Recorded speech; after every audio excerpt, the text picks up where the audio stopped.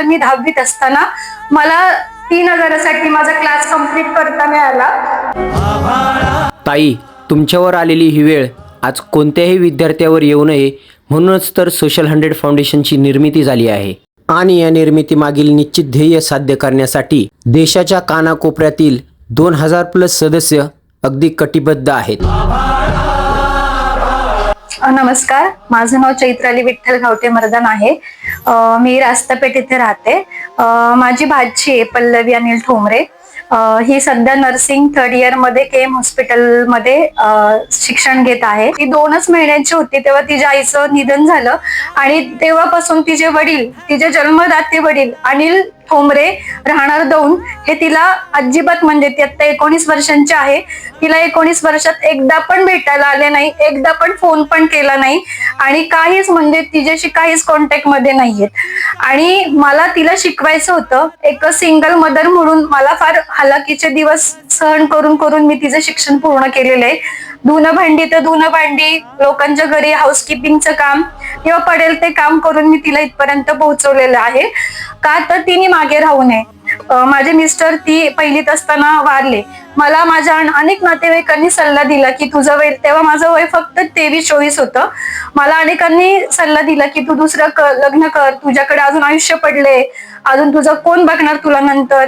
पण मी त्यांचं ऐकलं नाही. का तर त्याच्या पाठीमागे एकच कारण आहे की पल्लवी अनिल ठोंबरे हिचे जन्मदाते वडील एक मुलगी म्हणून तिला बघत नाहीत.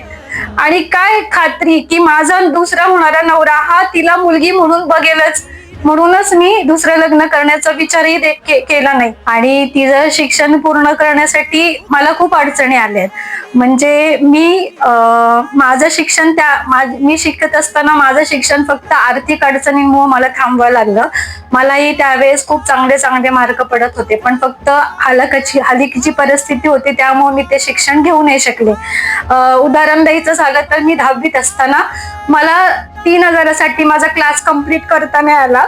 असं नाही की माझे वडील ते देऊ करत नव्हते, मला देत होते, पण त्यांची परिस्थिती बघून तो मला ते घेऊ वाटलं नाही त्यांच्याकडून, म्हणून मला ते घेऊशी नाही वाटले. तर माझी एकच इच्छा होती की माझी भाची आहे पल्लवी, हिचं शिक्षण पूर्ण व्हावं. म्हणजे माझ्या आर्थिक अडचणींमुळे तिचं शिक्षण थांबू नये ही फक्त माझी मनात इच्छा होती.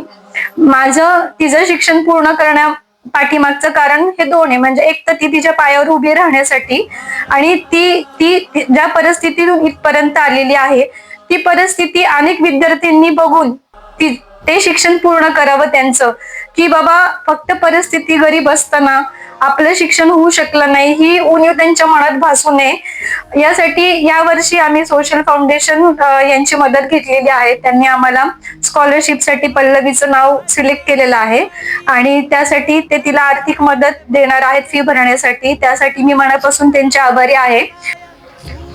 नमस्कार, माझं नाव पल्लवी अनिल ठोंबरे.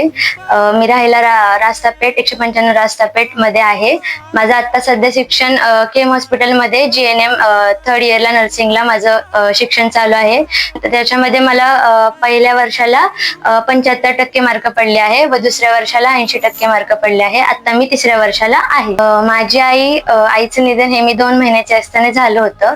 तिच्या 13व्याला माझ्या मावशीने मला इथे रास्तापेठ मध्ये आणले. मी मूळची दौंडचे होते, पण त्याच्यानंतर माझ्या मावशीने मला इथं आणलं. तेव्हापासून माझ्या वडिलांनी म्हणजे नाही का माझा फोन सुद्धा केला नाही व काहीच म्हणजे नाही का विचारपूसच केली नाही की बाबा मुलगी आहे किंवा काय विचारपूस केली नाही. कधी शिक्षणासाठी कुठली मदत केली नाही किंवा कुठलाही आरोग्य विषय काय असेल की बरी आहे का वगैरे असं कधीच काही विचारलं नाही. त्याच्यानंतर माझ्या मावशीनेच मला नाही का प्राथमिक शिक्षण म्हणा कुठलंही उच्च शिक्षण म्हणा तिने सर्व पूर्ण केलं आणि तिच्या सोबतच मामाने म्हणा आजीने म्हणा पूर्ण सपोर्ट करून म्हणजे का मला कधी कुठल्याही गोष्टीची उणीव नाही भासून दिली.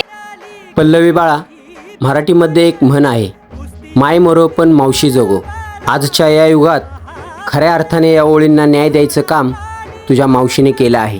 कुटुंबातील सर्वांनीच केलेल्या त्यागाचं स्मरण ठेवून तुला तुझं उज्ज्वल भविष्य घडवायचं आहे आणि सोशल 100 फाउंडेशनने तुझ्यावर टाकलेला विश्वास तुला सार्थकी लावायचा आहे.